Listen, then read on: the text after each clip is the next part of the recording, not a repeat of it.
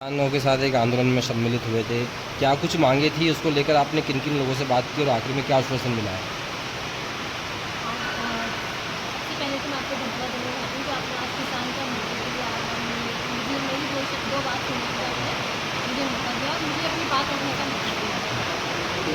सबसे पहले तो किसानों की जो स्थिति हमारे आगर ज़िले में है, वो पिछले आपने देखा है कितनी बार उनको जिस तरह से बीमा के नाम पे और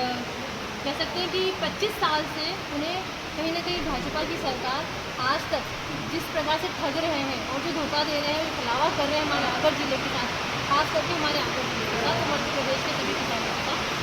आपने देखा होगा कि जब हमारी 14 महीने की सरकार थी, कमलनाथ जी की सरकार थी, तो बिना सर्वे के बिना किसी कारण के उन्होंने बोला था कि अगर कैसा सर्वे कैसा क्या आप डालिए आप मुआवजा किसानों के खाते में। लेकिन आज मुआवजे की दूर की बात, हमारा जो बीमा जो हमारा किसानों का अधिकार है, जो अधिकार हमारे किसानों की जो प्रीमियम कटी है, उसका पिछली बार भी उनको अभी तक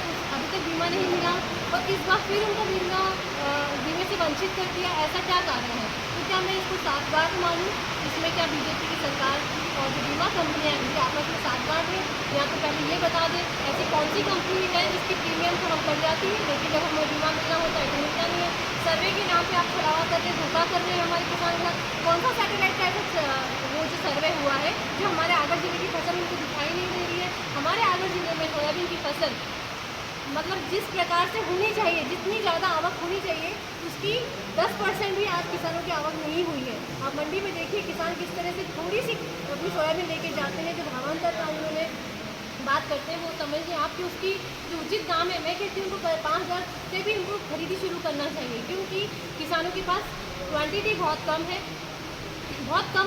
फसल हुई है। और इस प्रकार से अगर होगा तो किसान यहाँ पर जल्दी, मुझे लगता है कि आगर ज़िले में सबसे ज़्यादा आत्महत्या हमारा किसान करेगा और हमारा युवा करेगा, क्योंकि युवा इस उम्मीद से कि नौकरियाँ तो है नहीं, युवा आज हमारा इतना बेरोजगार है, परेशान है, तो सोचता है कि चलो कुछ फसल से हमारा कुछ ना कुछ हमारे परिवार का भरण पोषण हो जाए। लेकिन भरण पोषण से दूर की बात, वो तो और उल्टा कर्ज में जा रहा है और सरकार का कोई भी किसी भी तरह का उनके ऊपर कोई जिम्मेदारी नहीं बनती है। और हमारे यहाँ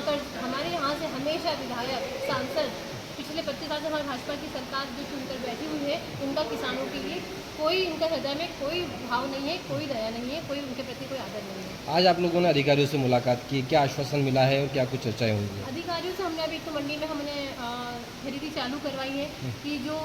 उचित से उचित दाम उनको मिले, ताकि किसान संतुष्टिपूर्वक अपनी जो फसल है उसको लेके जाए, क्योंकि भावांतर में आपने देखा अभी चालू हुआ है, ये पिछले जो हमारे किसान हैं 1 नवंबर से चालू हुआ था।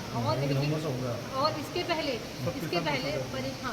किसानों ने काफ़ी, जो अपने बहुत से किसानों ने कर्जे से दबे हुए किसान थे, उन्होंने अपनी फसल को बेच दिया और वो लोग बेचकर और अपना कर्जा देने में लगे रहे, और एक इस उम्मीद से कि हमें अपना बीमा तो कम से कम मिलेगा, लेकिन बीमे से वंचित हमारे इस जिले को रखा गया और मुआवजा भी नहीं दिया गया। अगर ही सिर्फ एक वंचित रहा अभी जो मुआवजा राशि से, बाकी आसपास के सभी जिलों को मुआवजा मिला? आसपास की सबसे पहले उनका गृह क्षेत्र है हमारे मुख्यमंत्री जी का, मोहन यादव जी का, उन्हें ये समझना था कि आगर ज़िले में ऐसा क्या उनको द्वेष है, किस तरह से उन्होंने क्यों इसको वंचित रखा है, क्योंकि आगर ज़िले में ना तो सिंचाई की कोई व्यवस्था है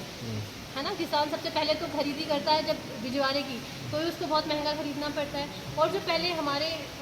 मैं जानती हूँ कि जब तक 25 साल पहले हमारी सोयाबीन 4,500 में जो बिकती थी, लेकिन आज के इस समय में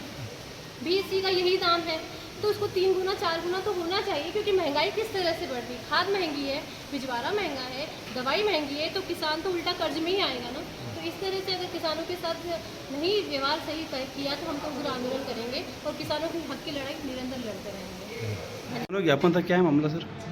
किसानों का ज्ञापन था, तो भावांतर योजना के अंतर्गत उनका ये मुद्दा था कि जो फसल बिक चुकी है उसके संबंध में शासन क्या निर्णय लेता है, इसके संबंध में अवगत करा देते हैं। दूसरा उनका ये था कि किसानों की फसल नुकसान हुई है तो मुआवजा दिया जाए। चूँकि हमारा सर्वे चल ही रहा है,